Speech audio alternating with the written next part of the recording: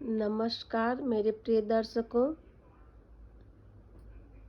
आज मैं बहुत ही सरल उपाय लेकर आई हूँ जिन हमारे बच्चों की, बेटियों की, बेटों की शादी विवाह में बहुत ही ज़्यादा अड़चन आ रही है। हमारे बच्चे बहुत ही टैलेंट हैं, विवाह आ रहा है, आप लड़की देख के जा रहे हैं फिर भी रिश्ता नहीं पक्का हो रहा है, लड़के देख रहे हैं फिर भी रिश्ता पक्का नहीं हो रहा है। बहुत ही टैलेंट होने के बावजूद भी हमारे बच्चे तो परेशान ही हैं, संग में माता पिता भी बहुत ही ज़्यादा परेशान हो जाते हैं। बच्चों की शादियां न होने पर हमारे माता पिता भी परेशान होते हैं, बेटा बेटियां भी परेशान होती हैं। बहुत अच्छे जॉब में भी हैं, बहुत अच्छा व्यवसाय भी है, आपका बैकग्राउंड भी बहुत अच्छा है, फिर भी विवाह नहीं हो रहा है। तो इसके लिए मैं बहुत ही अचूक उपाय लेकर आई हूँ। एक बार इस उपाय को आप करिए, आपके बच्चों के शादी में जो विघ्न बाधा आ रही है वो सब भगवान की कृपा से दूर हो जाएगा। एक बार आप श्रद्धा और विश्वास के साथ इस उपाय को जरूर करिए।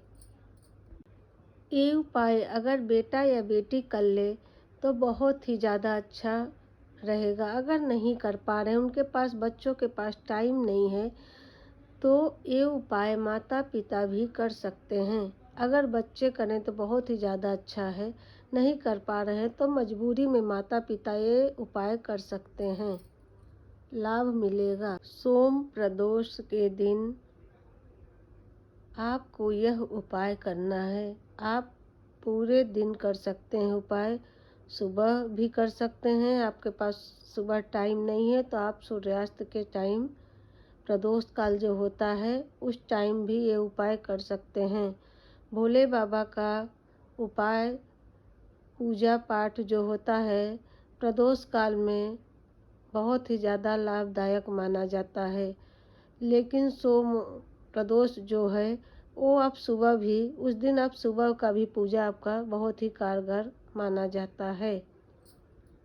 सोम प्रदोष को शीघ्र विवाह के लिए सबसे पहले आप भगवान शिव और माता पार्वती की संयुक्त पूजा करें।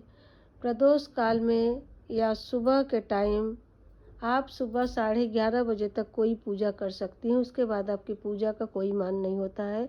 फिर आप प्रदोष काल में ही पूजा किया करिए। प्रदोष शिवलिंग पर आप गंगा जल अर्पित करिए। 1 लोटा ले लीजिए, स्टील का या तांबे का, उसमें पहले गंगा जल डालिए, फिर उसको जल से भर दीजिए। पहले आपको गंगा जल डालना है, गंगा जल डाल करके गंगा जल नहीं डाला जाता है। सबसे पहले आप 2 चम्मच 3 चम्मच गंगा जल डाल लीजिए लोटा में, फिर उसके बाद आप जल ले करके लोटे को भर लीजिए। आप 108 बेलपत्र तोड़, एक दिन आपको सोमवार को बेलपत्र नहीं तोड़ना चाहिए, ये भी आपको हम बता देना। सोमवार को कभी भी बेलपत्र ना तोड़ें, या तो आप खरीदें, अगर आपके आसपास पेड़ है तो आप संडे को ही, रविवार का जो दिन होता है उस दिन आप बेलपत्र तोड़ करके साफ सुथरा, कटे फटे बेलपत्र ना हो, कटे फटे बेलपत्र भगवान जी को नहीं चढ़ाना चाहिए। 108 बेलपत्र ले लीजिए।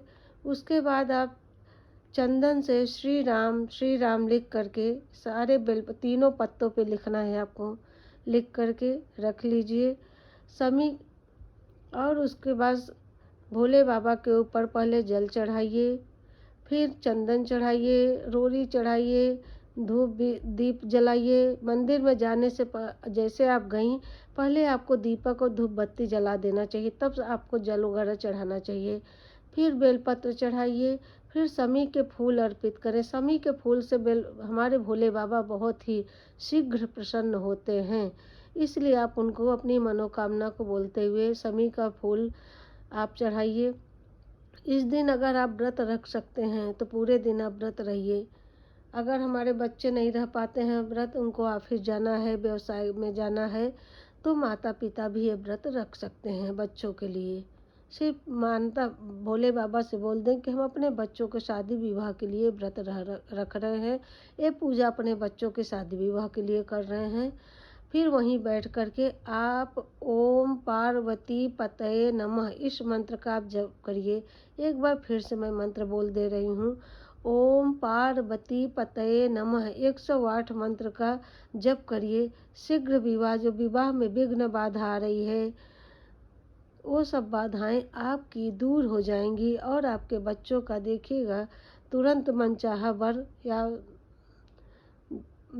जो बेटे हैं उनके लिए पत्नियां मिल जाएंगी, बच्चियों के लिए पति मिल जाएंगे। शीघ्र जो जितनी भी बाधाएं आ रही, सारी बाधाएं दूर हो करके आपको मनचाहा रिश्ता आपके सामने खुद आएगा